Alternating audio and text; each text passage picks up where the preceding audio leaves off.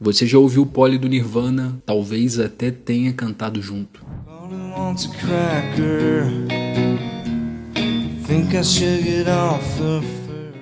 Mas deixa eu te perguntar uma coisa antes de qualquer coisa. Você sabe sobre o que aquela música realmente fala? Porque quando você descobre, ela nunca mais soa igual. No começo dos anos 90, o Nirvana ainda estava se consolidando como o rosto de uma geração. Nevermind estava prestes a explodir o mundo, mas no meio daquele álbum que redefiniu o rock, existiu uma faixa estranhamente minimalista. E é justamente aí que começa o desconforto. Muita gente não sabe que Polly narra um caso real de sequestro, abuso sexual, tortura e tentativa de homicídio ocorrido nos Estados Unidos em 1987. Uma garota de 14 anos que sobreviveu ao monstro. Mas o que torna essa história ainda mais perturbadora não é só o crime, é a forma como Kurt Cobain decidiu contá-la. E isso diz muito sobre ele, sobre a cultura dos anos 90 e sobre nós. Hoje você vai conhecer a história real por trás dessa música e entender que ela não fala sobre o agressor, mas sim sobre a vítima. E eu vou te mostrar o detalhe exato na letra que quase ninguém percebe, mas que revela o momento preciso em que a vítima vira o jogo contra seu agressor. Depois de hoje você nunca mais vai conseguir ouvir essa música da mesma forma. Eu sou o Fefeu e você tá sintonizado na W4 Docs, fechou?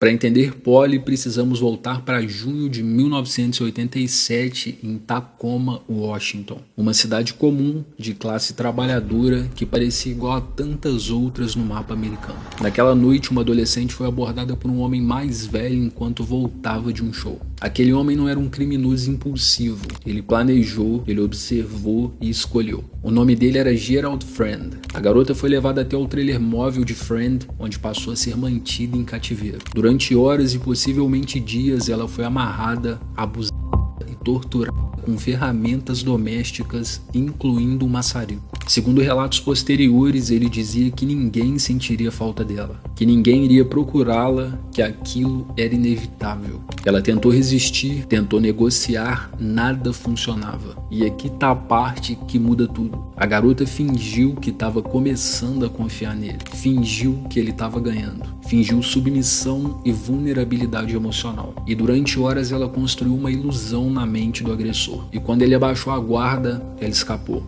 Quando ele parou em um posto de gasolina, ela pulou nua do veículo, correu e pediu ajuda a um motorista que passava. A polícia foi acionada, Gerald Friend foi preso poucas horas depois. Ele acabou condenado a 2 penas consecutivas de 75 anos de prisão. Ela sobreviveu porque foi mais inteligente do que o próprio predador.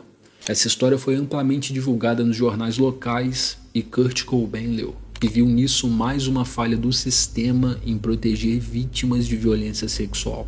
O que o perturbou não foi apenas a violência em si, mas a forma como a imprensa descreveu o agressor quase com curiosidade mórbida, enquanto a vítima permanecia anônima. Cobain ficou obcecado pela ideia de como criminosos sexuais justificam seus próprios atos. Ele já carregava uma obsessão silenciosa por temas que a maioria das pessoas evitava. Ele se sentia atraído por histórias de injustiça, de violência contra as mulheres, de abuso de poder. Nos anos 80, o rock frequentemente romantizava a violência. Videoclipes, letras e imagens exploravam mulheres como objetos. Era uma cultura saturada de sexualização e agressividade estilizada.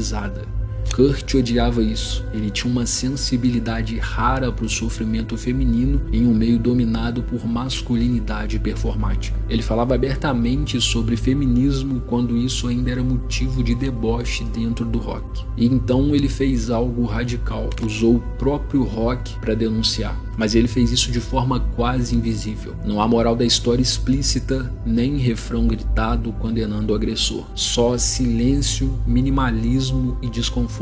E isso prende o ouvinte, porque você começa ouvindo sem entender completamente, depois percebe, depois conecta e quando conecta já é tarde. E é aqui que começa a primeira camada que muita gente não entende. Kurt escreveu o Polly do ponto de vista do agressor. Isso parece errado à primeira vista, parece perturbador, parece até insensível, mas não era admiração, era exposição. Ao narrar como se fosse o sequestrador, ele estava escancarando a mentalidade do monstro, a banalidade, a frieza e a ausência de empatia. Ele tornou tudo pequeno, seco, quase patético. Agora vamos olhar mais de perto essas linhas que quase ninguém para pensar.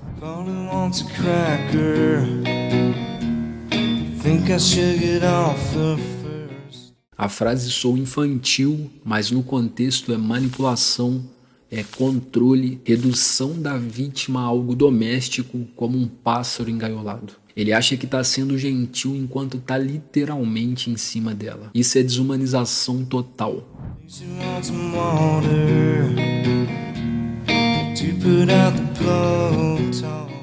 Esse trecho vem direto do maçarico que ele usou na vida real. Kurt coloca isso na boca do criminoso como se fosse uma preocupação normal, o absurdo da normalização da tortura.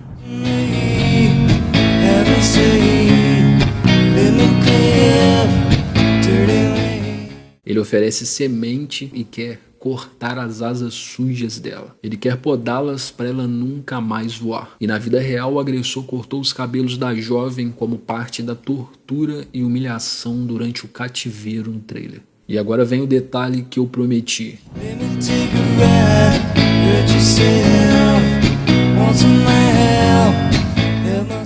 Nessas linhas, o agressor descreve a vítima fingindo gostar, pedindo para dar um passeio, exatamente o que ela fez na vida real para baixar a guarda dele e escapar. Kurt não inventou isso para romantizar, ele inventou para mostrar que a vítima nunca foi passiva. E isso, cara, é o que faz Polly ser mais do que uma música triste.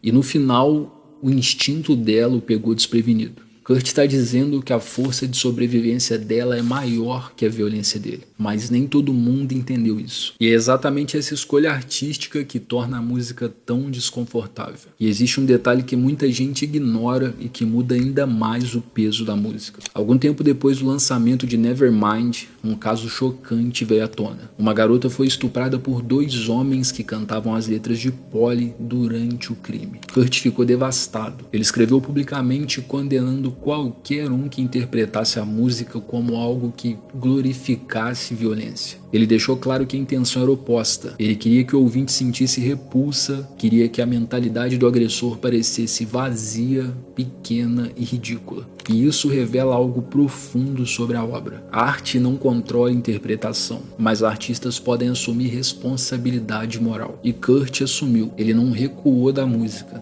ele reforçou a crítica. Agora pensa comigo, por que uma música tão simples é tão poderosa? Porque ela usa uma técnica psicológica sutil. Ela coloca você dentro da mente errada sem te avisar. E quando você percebe onde tá, já tá desconfortável demais para ignorar. Isso ativa uma tensão cognitiva que obriga o cérebro a continuar prestando atenção. É quase como se a música dissesse que para entender o mal, olhe diretamente para ele. E isso culturalmente foi revolucionário, porque o grunge nasceu como um movimento contra o excesso, sem produção exagerada, sem solo virtuoso. E aqui entra uma reflexão que pouca gente faz. Polly não é entretenimento confortável. Ela não carrega catarse, ela entrega inquietação. E talvez seja por isso que ela permanece relevante. Porque a violência contra as mulheres não ficou nos anos 80. Ela continua, só muda o formato. Muda o contexto, mas a estrutura de poder e controle ainda existe. Kurt Cobain morreu em 94, sua imagem foi mitificada, sua dor virou símbolo de uma geração perdida, mas às vezes, no meio da narrativa sobre depressão, fama e autodestruição, a gente esquece algo fundamental. Ele era profundamente político em suas escolhas artísticas e dizia que qualquer fã que fosse racista, machista ou homofóbico não deveria ouvir sua banda. Isso lá nos anos 90. Polly não é um acidente na discografia do Nirvana. Polly não não é um acidente na discografia do Nirvana. É uma declaração silenciosa de posicionamento. E talvez o ponto mais importante dessa história não seja o monstro, porque por trás da voz fria que narra existe uma vida que se recusou a ser reduzida à vítima. E agora eu quero saber a tua leitura dessa história. Quantas músicas você já ouviu sem realmente ouvir? Muito obrigado por me assistir até aqui.